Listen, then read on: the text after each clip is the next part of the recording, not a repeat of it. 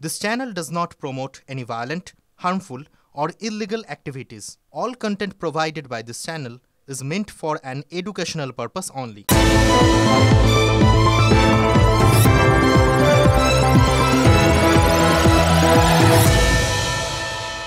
পরপর অনেকগুলো লাইন চোখের সামনে ভাসছে, জানেন তো, মনের মধ্যে খোঁচা মেরে যাচ্ছে।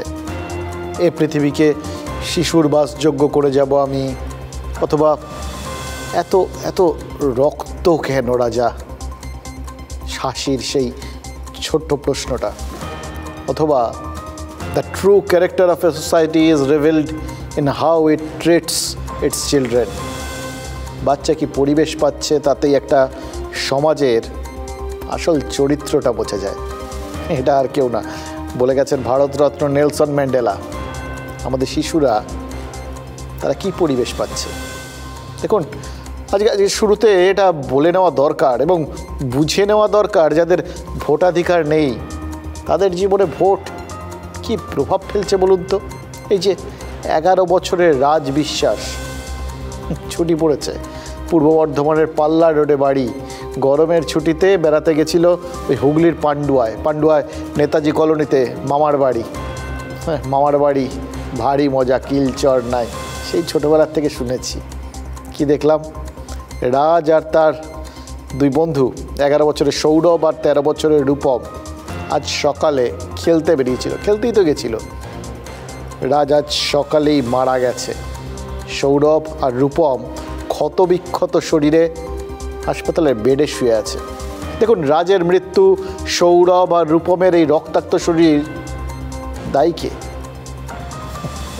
এটা জিজ্ঞাসা করার মতো বিষয় না। দায়ী আপনারা জানেন, আমরা আপনার আমার মতো বড়রা, আমরা আমাদের বাচ্চাদের এমন একটা পরিবেশ উপহার দিয়েছি যে পরিবেশে বাচ্চা বাড়ির থেকে সুস্থ শরীরে বেরোবে তো ঠিকই, কিন্তু সুস্থ শরীরে বাড়িতে ফিরবে কি না তার কোনো গ্যারান্টি নেই। কারণ মাঠে ঘাটে এখন তো আমরা বড়রা বোমা ছড়িয়ে রেখেছি, আর সেই বোমাকে বল ভেবে খেলতে গিয়ে রাজের মতো কত শিশুকে যেই সমাজ তাদের মায়ের কোল থেকে কেড়ে নেবে তার তো কোনো লেখাজোখা নেই। আমরা তো জানি, আসলে আমরা জানি, বাচ্চারা জানে না, জানেন তো, যে এখন আমাদের বিরাট বড় একটা উৎসব চলছে, ভোট উৎসব। আর এই ভোট উৎসবে আমরা বড়রা আমরা একটু বাজি টাজি ফাটাই। আমাদের রাজ্যে তো শুধু বাজিই পাওয়া যায়, আমরা বাজি নিয়ে খেলা করি, সেই জন্য আমরা বলি খেলা হবে। আমরা আমাদের বাচ্চাদের জানেন তো শেখাতে পারি নিজে যখন এরকম, অবশ্য ভোট উৎসবের কথাই কেন বলবো, মাঝে মধ্যেই তো, আজ থেকে তো নতুন কিছু না, চারপাশে বেশ অনেকটা পেছনে গেলেও দেখছি যে বাচ্চারা বল ভেবে যে জিনিসগুলোকে নেয় সেই জিনিসগুলো তো বল নয়। আমরা আমাদের বাচ্চাদের শেখাতে পারিনি যে গোল বলের মতো দেখতে হলেই সেটা খেলার বস্তু নয়।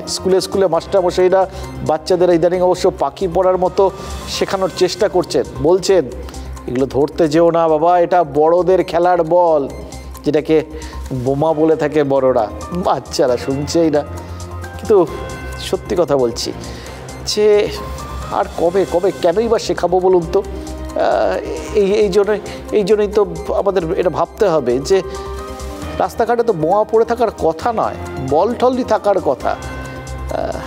সেটা আমরা সেই পরিবেশটা, সেই পরিস্থিতিটা তৈরি করতে পারিনি। তাই এই পঞ্চায়েত, বিধানসভা বা লোকসভা ভোট এলেই রাজের মতো শিশুরা বোমাকে বল ভেবে হাতে তুলে নেয়, আর তারপর সেটাই হয় যেটা হওয়ার কথা নয়।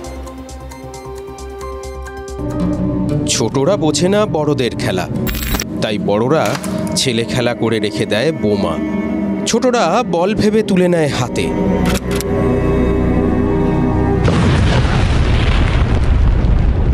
বাইরে খেলতে যাবা? কেন যাবা না? কি হয়েছে তোমার ওখানে? কি হয়েছিল এখানে? কপালে কি হয়েছে তোমার? কিসে কেটে গেছে? ও, বোম ফুটেছিল আর ওতে কেটে গেছে। আচ্ছা, তো আর খেলতে যাবা বাইরে? তারপর ছোটরা খেলার ইচ্ছে হারিয়ে ফেলে। 11 বছরের রাজ অবশ্য খেলতে খেলতে হারিয়েই গেল। বন্ধুদের সঙ্গে খেলতে খেলতে ছোট্ট রাজ হাতে তুলে নিয়েছিল বোমা। মানে আমি রান্নাঘরে ঢুকতে একটা বোমের আওয়াজ হলো, চট করে ছুটে যেয়ে দেখে আমার নাতির হাতটা নেই। একটা বাচ্চা নিয়ে শুনলাম মরে পড়ে আছে, আমি আর দেখতে পারিনি। দেখলাম দুম করে একটা আওয়াজ, আওয়াজটা এত বড় মানে আওয়াজ হলো, আমরা তো বোম ফোম ফাটালে তো বুঝি যে কী বোমের আওয়াজ, এগুলোই সেই বোম যেগুলো সেই আক্রমণ করা হয় যে বোম দিয়ে সেই বোমা ফেটে রাজ মারা গেল। রাজের বাবা মা আত্মীয় স্বজন কাঁদতে কাঁদতে আকুল হলেন।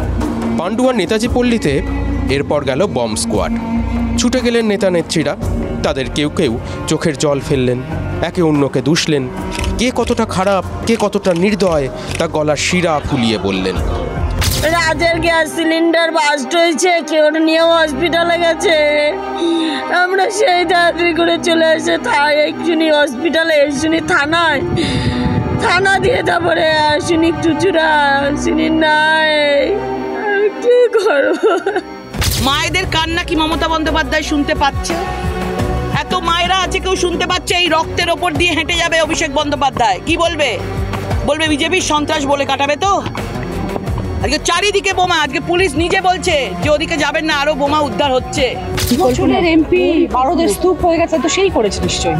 সেই যখন এই মন্তব্য করছে যে বারোদের স্তূপ হয়ে গেছে, 5 বছর ধরে এমপি রচনা ব্যানার্জি ছিল না, লকেট চ্যাটার্জি ছিল, কেন বারোদের স্তূপ হলো? সে করলো, তার মানে বারোদের স্তূপ হলো। কার কথায় করলো জিজ্ঞেস করুন নাকি একটুখানি। রাজ কিন্তু মায়ের কোল খালি করে চলে গেল। 11 বছরের ছেলেটা এই নেতাদের প্রশ্নের মুখে দাঁড় করিয়ে গেল। আর কতদিন এভাবে চোখের জল ফেলবেন, বোমা গুলি বন্দুকের রাজনীতি করবেন? আর কতদিন আপনাদের রাজনীতির ক্ষমতা দখলের মাসুল দিতে হবে? কতদিন আর কতদিন?